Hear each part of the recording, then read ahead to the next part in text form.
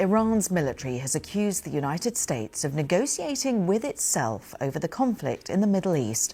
A spokesperson added, "Someone like us will never come to terms with someone like you." Well, President Trump insists his administration is talking to the right people in Iran and that they badly want a deal to end the war. Well, Mr. Trump also claimed he had been given a great prize by Iranian negotiators, adding it was related to oil and gas and the Strait of Hormuz. Iran has said what it called non-hostile vessels can pass through the strait, which is critical to the global economy. Well, from Washington, David Willis begins our coverage. Amid talk of peace, the war continues in the Middle East. But reports suggest the Trump administration has come up with a 15-point plan aimed at ending the fighting and that negotiations are already underway. Pakistan, which acted as intermediary, is offering to host peace talks, and President Trump says Iran is desperate for a deal. They have no Navy left. They have no Air Force left. They have no anti-aircraft equipment left, no radar left, no leaders left. The leaders are all gone. Nobody knows who to talk to.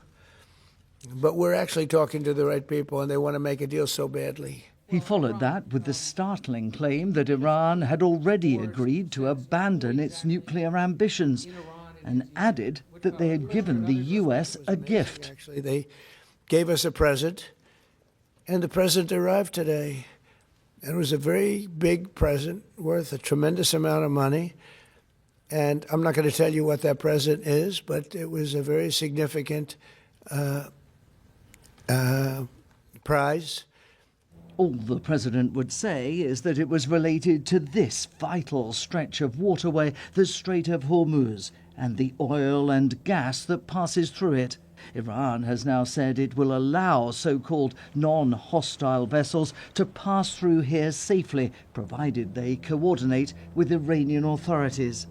Tehran is yet to comment on the latest claims by President Trump, having previously denied that any such negotiations were taking place. And amid all the talk of peace, the US is deploying more troops to the Middle East. The amphibious assault vessel USS Tripoli is en route from Japan, leading one of 2 Marine Expeditionary Units, and an elite contingent of paratroopers is on its way from the 82nd Airborne Division. Meanwhile, Iran continues to lash out at its neighbours, a reminder that for all the talk of negotiation, this conflict is far from over. David Willis, BBC News.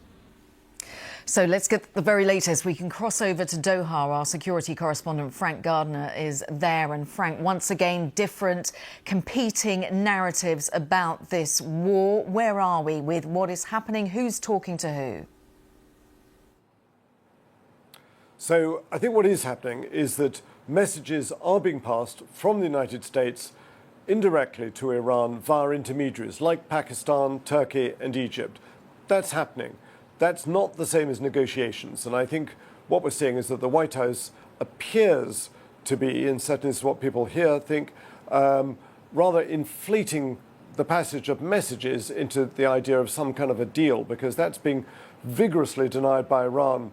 And I have to say that the best way to drive Iran away from a deal is to keep saying publicly that Iran is desperate for a deal. That's not going to appeal to this very stubborn, defiant, and surprisingly resilient Iranian regime, which is essentially now the Iranian Revolutionary Guards Corps, because the supreme leader, Ali Khamenei, is gone. He's been assassinated. We haven't seen from his successor, Mojtaba Khamenei. He's not appeared in public. So we've got to assume that the military, the hardcore Iranian Revolutionary Guards Corps, are in charge. They've spread out their control laterally, horizontally, as it were, amongst the 31 provinces. They're still acting on orders. They've got extraordinary resilience. They are in control largely of the Strait of Hormuz. They are charging shipping $2 million a time for every vessel that comes through there, saying, you can come through, you can't, you're an aggressor, you belong to an aggressor state, you don't. They're exporting over 1 million barrels a day of their own Iranian oil through the Strait of Hormuz to China and to India, while Gulf Arab states' oil and gas is sitting idle here on this side of the Gulf. It's a terrible situation for the Arab Gulf states. It's a pretty strong one for Iran, and the US is not, despite what it says, achieving its aims in this war. So, Frank, just help us to understand. As you say, Iran has these 31 provinces. All of these provinces have their own effective Iranian Revolutionary Guard Corps. Who is in charge of the overall, if you like, the federal part of it? Because there's got to be somebody heading this. We know that Mojtaba Khamenei is not seen. Is there one person that is overseeing all of this? To be honest, I think that's probably a question you need to put to an Iranian expert, of which I'm not.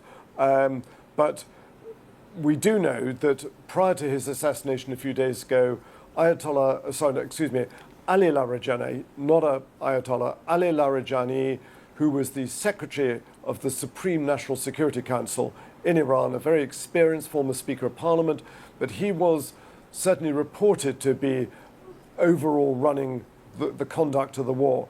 Other reports are saying that Mohammed Ghalibaf is a Speaker of the Parliament, is in some way in charge. But I think we're perhaps looking at it through the wrong lens. Iran planned for this day. It had wargamed and practiced and rehearsed for this day. All those IRGC commanders in the 31 provinces are acting on pre-existing orders that have been left by the Supreme Commander, the Supreme Leader, Ali Khamenei, before he died. And until those orders are countermanded, they are going to carry on with the existing orders they've got, firing drones and missiles at targets at this side of the Gulf. Intermittent. I mean, we haven't been struck here in Qatar since last week, since about Thursday. But other states, Kuwait, Saudi Arabia, Bahrain, and the Emirates are being hit. And most importantly, the Strait of Hormuz is being partially strangled by Iran, only allowing through its own oil to its own friends.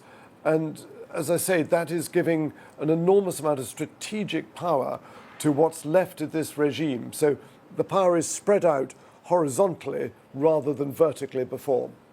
Frank, as always, really good to get your analysis. Frank Gardner there joining us from Doha. Well, let's cross over to Dubai now and get the very latest from there. Azadeh Moshiri, my colleague there, is there. So, Azadeh, obviously, we've got these conflicting messaging coming from the Trump administration, coming from the Iranian regime. The Gulf states obviously watching to see how this will unfold. Absolutely, because Iran's control of the Strait of Hormuz is so essential and is having such huge ramifications on the way these Gulf countries have modeled their economies. Energy sector is hugely important, and they depend on that shipping lane for their exports. And so they're going to be watching these conflicting reports. It's said that they're not as involved as they typically would be. Qatar, Oman, usually essential to this. Pakistan, not too much of a surprise that it could reportedly be involved, given the relationship between the military chief there and Donald Trump. Asim Munir and Donald Trump have had multiple conversations and meetings in the past year. What's concerning is that it's unclear who the White House is actually negotiating with, and as Frank mentioned, who is actually in charge. Yes, this is a regime that has been built on survival. We've seen that it's willing to sustain a huge amount of pain and damage to its economy via sanctions, and also suffering amongst its people. We've seen that through the brutal crackdowns that this regime has unleashed on the people as early as January most recently. But you've also got these new leaders at the top. Donald Trump has said, oh, well, there has been a sort of regime change. These are new leaders at the top. We've killed the others. But who are these new leaders? If you look at the trifecta of names that is getting repeated here, most recently, Mohammad Bagher Zorghatz, who's replaced Ali Larijani on the Supreme National Security Council. Of course, Supreme Leader Mojtaba Khamenei, and whatever health he is, he's just lost multiple family members, including his father, killed by these U.S.-Israeli strikes. And then you've also got Mohammed Ghalibaf, Bagher Ghalibaf, who is the head of who's the Speaker of Parliament. All three of these people have very strong links with the Islamic Revolutionary Guards, hardline figures. And so in some ways, what you're seeing happen is exactly what Iranians I've spoken to inside the country and many Iran watchers around the world have warned against. The idea of the Revolutionary Guards, these hardliners, suddenly getting more control of the country, just as people from the outside are pushing for regime change. Azadeh, as always, thank you very much. Azadeh Moshiri there joining us from Dubai in the UAE. A lot to discuss.